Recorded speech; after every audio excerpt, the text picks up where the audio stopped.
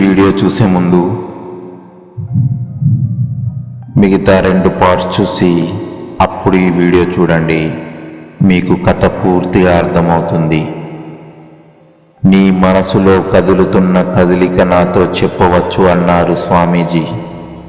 చూడండి స్వామీజీ, ముందే చాలా ఆలస్యమైనది. నాన్న ఎలా ఉన్నారో ఏమో, ఇంకా సమయాన్ని వృధా చేయలేను, అదే ఆలోచిస్తున్నా అన్నాడు వంశీ. స్వామీజీ ఇలా అన్నారు, వీరా, నీ ఆలోచన నిజమే. నీవు ఎంత త్వరగా వెళితే అంత మంచిదే. కానీ నీవు కొన్ని విద్యలు నేర్చుకోవాలి. అక్కడ సామాన్య మానవుడు వెళ్ళి తిరిగి రాలేడు. అందుకే కొంత సమయం ఎలాగో పడుతుంది. అంతా ఇప్పుడు నీ చేతిలో ఉంది. చూడు వీరా, నీవు సమయాన్ని వృధా చేయకుండా నేను చెప్పేవి అన్ని శ్రద్ధగా విని గట్టిగా జ్ఞాపకం ఉంచుకోవాలి. నేను నేర్పించే ప్రతి విద్య నీకు అడవిలో అవసరం పడుతుంది. ఏమంటావు? త్వరగా నిర్ణయం తీసుకో అని చెప్పారు స్వామీజీ. సరే స్వామీజీ, మీరు చెప్పినట్టే నేను ఇక్కడే ఉండి మీరు నేర్పేది ప్రతిదీ నేర్చుకోవడానికి నేను నా శాయశక్తుల ప్రయత్నం చేసి నేర్చుకుంటాను. ఎందుకంటే మా నాన్నని తిరిగి తీసుకురావాలి అని అన్నాడు వంశీ. సరే మరి ఆలస్యం ఎందుకు, ఇప్పటి నుండి మొదలు పెడదామన్నారు స్వామీజీ. అలాగే స్వామి అన్నాడు వంశీ. సరే వీరా, నువ్వు వెళ్ళి మీ నాయనమ్మ మీ అమ్మ చెప్పేసిరా అన్నారు స్వామీజీ. వంశీ స్వామీజీకి సాష్టాంగ ప్రణామం చేసి అక్కడి నుండి లేచి బయటకు వచ్చాడు. తన నాయనమ్మ దగ్గరికి వెళ్ళి స్వామీజీ చెప్పినది అంతా వివరించాడు. అప్పుడు వంశీ, నాయనమ్మ చూడు, నాన్నను నిన్ను చూశాక నా కొడుకుని మర్చిపోయి బ్రతుకున్నాను. ఇప్పుడు నీవు నాలో కొత్త ఆశలు చిగురించాయి. ఆ ఆశలను ఆ అడవి పాలు కానీయకు. నాకు నీ మీద చాలా నమ్మకం ఉంది. నా కొడుకును తీసుకువచ్చి నాకు అప్పగించురా కన్నా అని వంశీ చేతులు పట్టుకొని ఏడ్చింది వంశీ నాయనమ్మ. అరే నాయనమ్మ, ఇలా ఏడిస్తే ఎలా చెప్పు? నీవు నాకు ధైర్యం చెప్పాలి, ఇలా ఏడవకూడదు అని నాయనమ్మని ఓదార్చాడు. వంశీ అమ్మ అని అమ్మ దగ్గరకు వెళ్ళాడు. ఆ కన్నా, అంతా విన్నాను. నాకు నీ మీద నమ్మకం ఉంది కన్నా. నాయనమ్మ చెప్పినట్టు మాలో కొత్త ఆశలు చిగురించాయి. ఆ చిగురులు పువ్వులుగా మారి పండుగా పంపాలి. నీవు సాధిస్తావని నాకు తెలుసు అని చెప్పింది వంశీ అమ్మమ్మ మాలతి. వంశీ అమ్మమ్మ మాలో చిగురించిన ఈ కొత్త ఆశలు నీ ఆశయం తప్పక నెరవేరుతుందిరా మనవడా. నా అల్లుడు ఇద్దరూ తిరిగి వస్తారు. నాకు నీ మీద, నా దేవుడి మీద నమ్మకం కన్నా జాగ్రత్తగా అని చెప్పి ముగ్గురు వంశీని ఆశ్రమంలో వదిలేసి ఇంటికి బయలుదేరి వెళ్ళారు. వంశీ ఆశ్రమంలోకి వచ్చాడు. స్వామీజీ దగ్గరికి వెళ్ళాడు. చెప్పండి స్వామీజీ, నేను ఏం చేయాలి అని అడిగాడు. స్వామీజీ చిరునవ్వుతో, ఇప్పుడు సంధ్యా సమయం కావచ్చింది. ముందుగా వెళ్ళి స్నానం చేసిరా, ఆ తర్వాత పూజలు మొదలు పెడదాం అని అన్నారు. వంశీ వెళ్ళి స్నానం చేసి వచ్చాడు. తర్వాత తనతో పాటు ఇంకా 4గురిని తీసుకొని పూజలో కూర్చున్నారు. వంశీ చెవిలో ఒక మంత్రాన్ని చెప్పారు. ఈ మంత్రం ఈ పూజ అయ్యే వరకు నీ నోట రావాలి. ఈ మంత్రాన్ని నువ్వు జపిస్తూ కూర్చో. పూజ అయ్యాక నేను నిన్ను మరలా అడుగుతాను. నీవు ఒక్క అక్షరమును కూడా వదలకుండా మంత్రాన్ని చెప్పాలి అని చెప్పాడు స్వామీజీ. వంశీ కళ్ళు మూసుకొని మంత్రాన్ని పదే పదే జపిస్తూ కూర్చున్నాడు. స్వామీజీ పూజలో లగ్నమైపోయాడు. అలా ఆ పూజ 2 గంటలయింది. అప్పుడు స్వామీజీ వంశీ దగ్గరికి వచ్చి, వీరా కళ్ళు తెరువు అని అన్నాడు. వంశీ కళ్ళు తెరవలేదు. వీరా అని మళ్ళీ పిలిచాడు. దగ్గరగా వెళ్ళి వంశీని కదిలించాడు. స్వామీజీ. అప్పుడు వంశీ నేనే వచ్చాను అని చెప్పాడు. వంశీ కళ్ళు తెరచి చూశాడు. ఎదురుగా స్వామీజీ నిలిచి ఉన్నారు. వంశీ లేచి నిలబడి సాష్టాంగ ప్రణామం చేశాడు. స్వామీజీ ఇలా అన్నారు, వీరా పద, భోజనానికి వేళయింది అని వెళ్ళి అందరూ భోజనాలు చేశారు.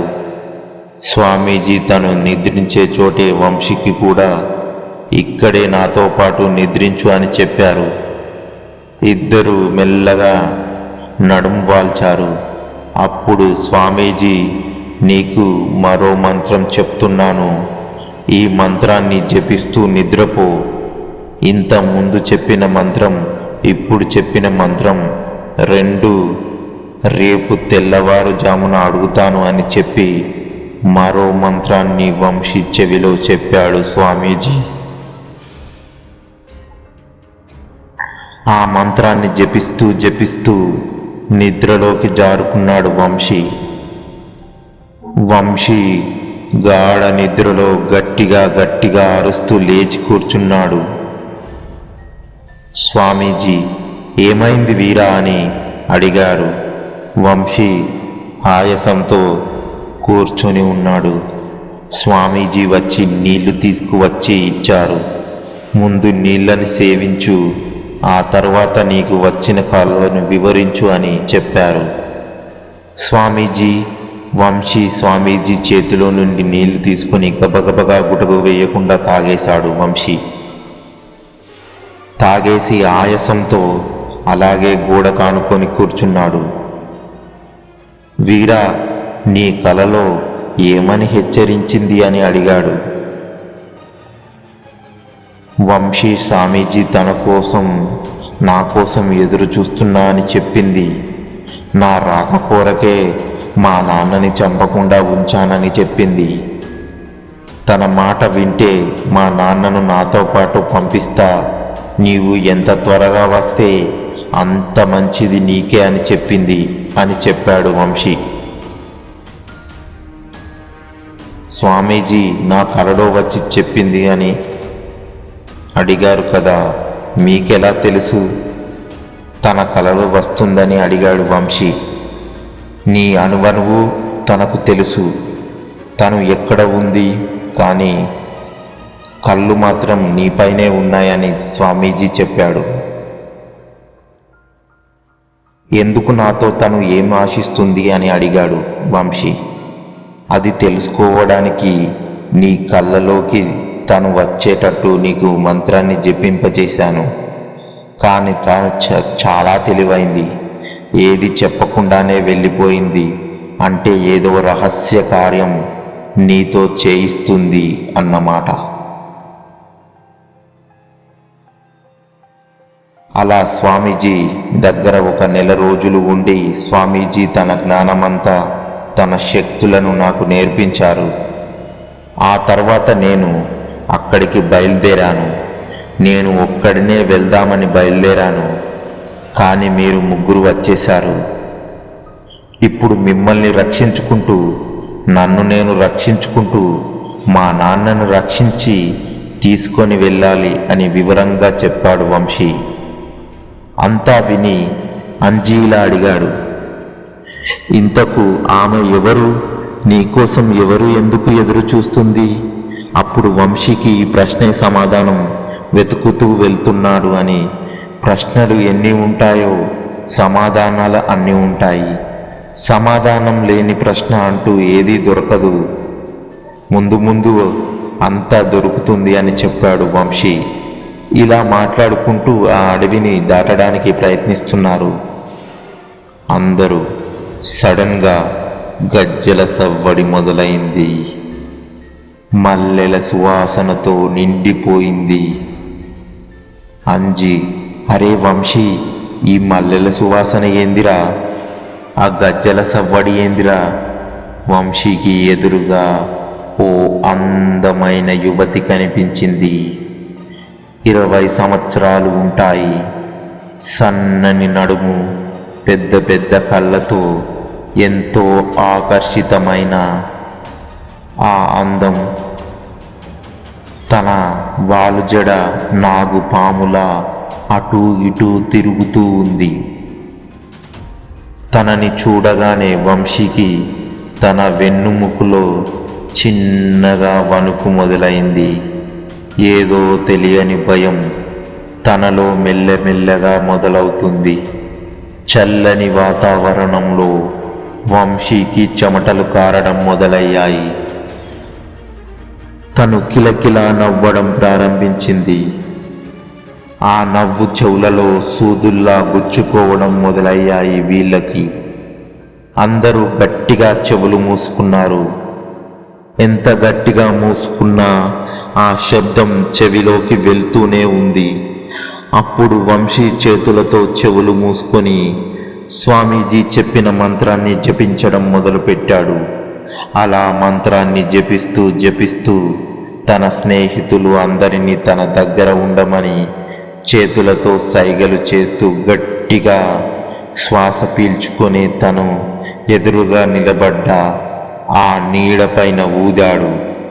అంతే, ఎక్కడ నీడ మంటల్లో కాలిపోయిందో అది చూసి వంశీ స్నేహితులు భయపడిపోయారు. అరే ఏంద్రా ఇది, ఎలా చేశావురా, మాకు చాలా భయమేస్తుందిరా అని భయపడుతూ చెప్పారు అందరూ. ఇప్పుడు భయపడితే ఏమి చెయ్యలేము. ఇప్పుడు మీరు తిరిగి వెళ్ళలేరు. తను ఇక్కడి నుండి ఎవరిని వెళ్ళనివ్వదు. ముందు అందరం కలిసి ఉండి ఒక చెట్టును వెతుకుదాం. ఈ రాత్రి పూట ఈ చీకట్లో ఏ చెట్టు దొరుకుతుందిరా అన్నాడు శ్రీను. దొరకదు, బ్రతకాలి అని అన్నాడు వంశీ. సరే, ఎలా ఉంటుందో చెప్పు అన్నాడు అంజీ. ఆ చెట్టు పేరు యక్ష. ఈ యక్ష పువ్వులు మనల్ని రక్షిస్తాయి, రక్షణ కవచంగా పనిచేస్తాయి అని ఈ పుస్తకంలో చదివాను. ఈ చెట్టును వెతుకుదాము అని అన్నాడు వంశీ. సరేరా, ఎలా గుర్తుపడదాము అని అడిగారు. ఎలా అంటే ఆ చెట్టు ముందు నుంచి వెళ్ళే వారి పేరు పలుకుతుంది. ఆ చెట్టు అలా మనం గుర్తుపట్టొచ్చు. ఆ పువ్వు మనతో పాటు ఉంటే మనం ఎంతో హ్యాపీగా అడవి దాటవచ్చురా అన్నాడు వంశీ. ఇది చాలా బాగుందిరా. ఆ చెట్టు ఎలా ఉంటో తెలియదు, ఈ అడవిలో ఉన్నదో లేదో తెలియదు. చెట్టు పేరు పెట్టి మరీ మనల్ని పిలుస్తుంది అంట. మన పేరు పెట్టి ఎవర్రా పిలిస్తే చాలు మన ప్రాణాలు పైకి అన్నాడు అంజీ. అదే కదా మీతో చెప్తున్నాను, భయపడకూడదు అని. అరే వంశీ, చెప్పడం చాలా సులువురా, తనని పాటించడం కష్టంరా అన్నాడు మున్నా. అరే వంశీ, అక్కడ ఏదో కదులుతుందిరా అన్నాడు సీను. ఎక్కడరా? వంశీ చూశాడు. తన మొబైల్ టార్చ్ ఆన్ చేసి వేసి చూశాడు. అంతే, క్షణం పాటు గుండె ఆగినంత పనైంది. అక్కడో పెద్ద సర్పం ఉంది. అరే ఎవరు మాట్లాడవద్దు అన్నాడు వంశీ. ఏమైందిరా అని అడిగారు. అక్కడో పెద్ద పాముందిరా అన్నాడు. పెద్ద పామంటే ఎలా చెప్పాలిరా? అనకొండ చూశావు కదా, అలా ఉందిరా అన్నాడు వంశీ. ఓర్నాయనో, అంటే ఆ పాము మనల్ని మింగేస్తుందా అన్నాడు శ్రీను. దేవుడా, ఏం కాదు, మీరు కొంచెం కాముగా ఉండండిరా అన్నాడు వంశీ. అంతలో ఆ పాము మాయమైపోయింది. అప్పుడు కిలకిల నవ్వుల సప్పుడు వినబడింది. అది విని వంశీ ఎవరు ఎవరు అక్కడ అని అడిగాడు. నేనే అని సమాధానమిచ్చింది. అందరూ ఒకేసారి ఉలిక్కిపడ్డారు. అంజీ, అరే వంశీ నేనే అంటారా అని వణుకుతూ చెప్పాడు. ఇంత అర్ధరాత్రి వేళ ఒంటరిగా ఏం చేస్తున్నావు అని అడిగాడు వంశీ. అరే, నీకేమైనా పిచ్చి పట్టిందా? ఏదో ఒక మామూలు మనిషితో మాట్లాడినట్టు మాట్లాడుతున్నావు అని గొనుగుతూ నిలబడ్డారు ముగ్గురు. అరే వంశీ, ఎందుకు వచ్చిందిరా, మన దారిన మనం వెళ్ళిపోదామని అంటున్నారు ముగ్గురు. వంశీ, ఆగండి, మీరిలా భయపడితే ఎలారా, ఈ అడవి దాటలేము ఇలా భయపడితే అని అన్నాడు వంశీ. దూరంగా ఓ అందమైన యువతి నిలబడి ఉన్నది. అది చూసి వంశీ ఇలా అన్నాడు, తను ఎవరు, వెళ్ళి కనుక్కొని వస్తాను, మీరు ఇక్కడే ఉండండి. వంశీ, నీకేమన్నా పిచ్చి పట్టిందా? అది మనిషి కాదు, తెలుసుకోకుండా దగ్గరికి వెళ్తావా? నీవే కదా అందరం కలిసి ఉండాలని అన్నావు, మర్చిపోయావారా? ఒంటరిగా ఎవరు ఎక్కడికి వెళ్ళకూడదు అన్నాను, నువ్వు ఒంటరిగా వెళ్తావా అని అడిగారు. నీకేమైనా జరగరానిది జరిగితే ఎలారా? మా గురించి ఆలోచించరా? అప్పుడు వంశీ, మీరంతా చెప్పింది కూడా నిజమే, వెనక్కి తిరిగి వస్తే అక్కడ అమ్మాయి లేదు అంటే తను మనిషి కాదన్నమాట అనుకున్నాడు వంశీ. పదండి వెళ్దాం అన్నాడు. అలా కొంచెం దూరం వెళ్ళాక నలుగురు ఆడవాళ్ళు నిలబడి మాట్లాడుకుంటున్నారు. వీరిని చూసి అరే మగవాళ్ళు అని నవ్వసాగారు.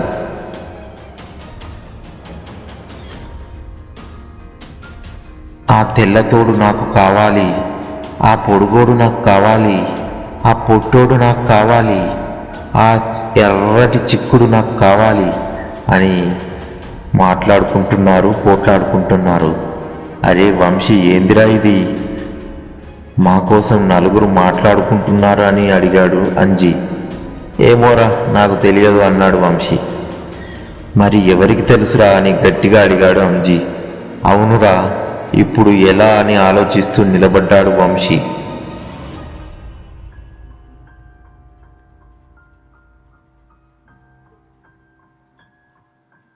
అరే వంశీ, ఏందిరా ఇది, మా కోసం నలుగురు కొట్టుకుంటున్నారని అడిగాడు వంశీ. ఏమోరా, నాకు తెలియదు అన్నాడు వంశీ. మరి ఎవరికి తెలుసురా అని గట్టిగా అడిగాడు వంశీ. అవును, ఇప్పుడు ఎలా అని ఆలోచిస్తూ నిలబడ్డాడు వంశీ. తన మొబైల్లో టైం చూశాడు. సమయం అర్ధరాత్రి 2 గంటలు. తన మనసులో ఇలా అనుకున్నాడు వంశీ, ఇంత అర్ధరాత్రి వేళ ఈ అడవిలో ఏం చేస్తున్నారు వీళ్ళు? ఖచ్చితంగా మనుషులు కారు అని వంశీకి అర్థమైంది. వెంటనే తన బ్యాగులో నుండి దుర్గామాత కుంకుమను తీశాడు. తన నుదుటపైన రాసుకున్నాడు. తన స్నేహితులందరికీ రాశాడు. పదండి అన్నాడు. ఎక్కడికి రా అన్నాడు అంజీ. మనం ఎక్కడికి వెళ్తున్నాం అక్కడికి అన్నాడు వంశీ. ఆ ఎదురుగా నలుగురు ఆడవాళ్ళు ఉన్నారు, వాళ్ళ గురించి ఏంటి అన్నాడు అంజీ. మీరైతే రండి అన్నాడు మంత్రాన్ని జపిస్తూ. ఆ నలుగురు ఆడవాళ్ళ చుట్టూ తిరిగేసాగాడు. వంశీ మంత్రాన్ని జపిస్తూ దుర్గామాత కుంకుమని వాళ్ళ చుట్టూ వేస్తూ మెల్లగా దూరంగా వెళ్ళి ఆగాడు. ఆ నలుగురు గట్టిగా అరుస్తూ వంశీని తిడుతూ వాళ్ళ నిజ రూపంలోకి వచ్చారు. ఆ నలుగురిని చూడగానే అందరూ భయపడిపోయారు. అంత భయానక శరీరాలు, ఒక్కొక్కరి ముఖం సగం కాలిపోయి కుళ్ళిపోయి, చేతిలో ఓడిపోయి, మెడ నుండి చెవుల నుండి రక్తం కారుతూ, నోట్ల నుండి రక్తం కారుతూ ఎంతో భయంకరమైన తన రూపాన్ని దాల్చారు. వంశీ గీసిన గీత దాటి రాలేకపోతున్నారు. అంతలోనే మొత్తం చీకటి కమ్ముకుంది. ఆ ప్రదేశమంతా అంత నిశ్శబ్దం కమ్ముకుంది. చీమ చిటుక్కుమన్నా వినిపించే అంత నిశ్శబ్దం. అందరి చెవులలో హోరు అన్న శబ్దం వినిపించసాగింది. నిశ్శబ్దంలో ఆ శబ్దం విని అంజీ ఇలా అన్నాడు. అరే వంశీ, ఏందిరా ఈ శబ్దం? మన చెవి పరదాలు తెగిపోతేరా. 2 చెవులు గట్టిగా మూసుకున్నా కూడా ఆ నిశ్శబ్దంలో నీళ్లు ప్రవహిస్తున్న శబ్దం క్లియర్గా వినిపిస్తుంది. అరే, ఎక్కడ దగ్గరలో నది ఉన్నట్టుందిరా అన్నాడు శీను. కావచ్చు, ఈ అడవిలో ఏదైనా కావచ్చు, ఏదైనా జరగవచ్చు. నది ఉండొచ్చు, ఎక్కడైనా ఉండొచ్చు. మనం జాగ్రత్తగా ఉండాలి, పదండి అన్నాడు వంశీ. ఒక్క అడుగు ముందుకు వేశారో లేదో వీళ్లకు ఆకాశమంత నల్లని మేఘాలు కమ్ముకున్నాయి. వాటిని చూస్తుంటే ఏ క్షణమైనా భారీ వర్షం పడేలా ఉంది. ఎందుకైనా మంచిది, ఈ వర్షంలో తడవకుండా ఉండడానికి ఏదైనా ప్లేస్ చూసుకోవాలి అన్నాడు వంశీ. అరే, ఇది అడవిరా, ఇక్కడ ఈ వర్షంలో తడవకుండా ఉండడానికి మనకు ఏమైనా దొరుకుతుందా అని ఎలా అంటున్నావురా అన్నాడు అంజీ. ముందు ఇక్కడ నుంచి పదండి అని బయలుదేరారు ఆ నలుగురు.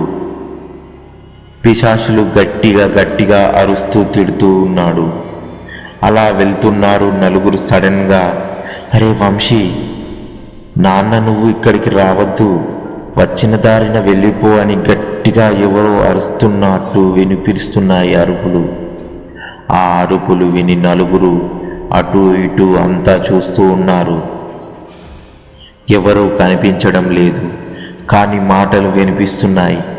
వంశీ, పదండి, ఇవన్నీ మనల్ని ఆపడానికి చేస్తున్న ప్రయోగాలు, ముందుకు పదండి అని చెప్పి అందరినీ తీసుకొని నడుస్తున్నాడు వంశీ. అలా వెళ్తున్న వాళ్లకు దూరం నుండి వెలుగు కనిపించింది. దగ్గరగా వెళ్తున్న కొద్దీ ఆ వెలుగు పెరుగుతూ పోతుంది. వంశీ, వెలుగేందిరా అని అడిగాడు శీను. వంశీ దగ్గరకు వెళ్ళి ఏముందో తెలుస్తుంది అని దగ్గరకు వెళ్ళి కొద్ది అది ఒక ఊరు అని అర్థమైంది. అప్పుడు అంజీ ఇలా అన్నాడు, అమ్మయ్య, మొత్తానికైతే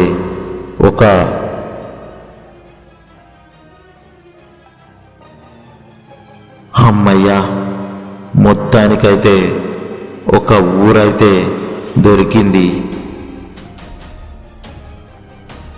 ఈ రాత్రి ఇక్కడే గడిపేద్దాం, ఏమంటావురా వంశీ అని అడిగాడు.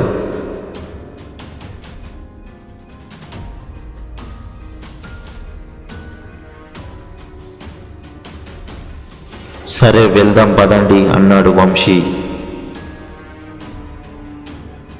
ఆ ఊరిలో అడుగు పెట్టారు. మొత్తం జనాలు గాఢ నిద్రలో ఉన్నట్టు ఉన్నారు. ఏ ఒక్క మనిషి కనిపించడం లేదు. ఏం చేస్తాం అని అడిగాడు అంజీ. అప్పుడు వంశీ ఇలా అన్నాడు, చేసేదేముందిరా, ఎక్కడో చోట మనం నలుగురం పడుకుందాం, ఆ చోటు ఎక్కడో వెతకండి రా అన్నాడు. ఊరంతా ఎంతో నిశ్శబ్దం. అంటే అది ఊరులా లేదు, శ్మశాన వాటికిలా ఉంది. మరి ఇంత నిశ్శబ్దం ఏంటిదా అని అందరూ ఆశ్చర్యంగా చూస్తున్నారు. అప్పుడు వంశీ ఇలా అన్నాడు, తుఫాన్ వచ్చే ముందు ఎంతో నిశ్శబ్దంగా ఉంటుందో మీకు తెలుసా అని అడిగాడు. వంశీ మాటలు విని అందరూ భయపడిపోయారు. ఏమంటున్నావురా, ఏం జరుగుతుంది అని అడిగారు. నాకు తెలియదు, కానీ మనం జాగ్రత్తగా ఉండాలి అని చెప్పాడు వంశీ. అప్పుడు ఇలా అడిగాడు అంజీ, జాగ్రత్త అంటే ఎలా, ఎవరితో? అప్పుడు వంశీ, ఏమో నాకు తెలియదు, కానీ ఇక్కడ ఏదో పెద్ద ప్రమాదం ముంచుకు వస్తున్నట్టుంది, తస్మాత్ జాగ్రత్త అందరూ అని వంశీ అన్నాడు. అంజీ, ఏందిరా నీ బాధ, ఈ బతుకేందిరా, ఎందుకు భయపడుతూ ఉండాలి? ఈ అడవిలో అడుగు పెట్టినప్పటి నుండి భయం తప్ప ఇంకేం కనిపించలేదు. క్షణక్షణం భయం, క్షణక్షణం మృత్యువు వెంటాడుతున్నట్టు ఉంది. ఏ క్షణం ఏ నుండి ఏం వస్తుందో తెలియదు. మృత్యు కోసం ఎదురు చూడడం, భయపడడం ఏంటిరా వంశీ అని గట్టిగా అన్నాడు అంజీ. అప్పుడు కిలకిల అని గట్టిగా నవ్వులు వినపడ్డాయి. అరే అరే, ఇంత తొందరగా మీరంతా ఓడిపోతారని అనుకోలేదు. ఎంతో ఆతృతతో ఆట సాగుతుంది. మీరు మధ్యలోనే ఓడిపోతారని నేను అనుకోలేదు అని గట్టిగా కిలకిల నవ్వులు వినిపించాయి. వంశీ, ఎవరి నీవు? ఏమిటి నీ మాటలు? ఇక్కడ ఎవరు ఆటలాడుతున్నారు? దమ్ముంటే ముందుకురా. ఎక్కడో ఉండి మా ముందుకు రాకుండా నువ్వు ఆటలు ఆడుతున్నావు. మేము భయపడడం లేదు, మేము ఆటలు ఆడడం లేదు. నీ ఆటలు నా ముందు కాదు అని గట్టిగా అన్నాడు వంశీ. అవునా, అంత ధైర్యవంతుడివా అని కిలకిల నవ్వుతూ సడన్గా నవ్వాగిపోయింది. మళ్ళీ భయంకరమైన నిశ్శబ్దం. ఆ నిశ్శబ్దం చాలా భయంకరంగా ఉంది. నెక్స్ట్ పార్ట్ కోసం వెయిట్ చేస్తూ ఉండండి.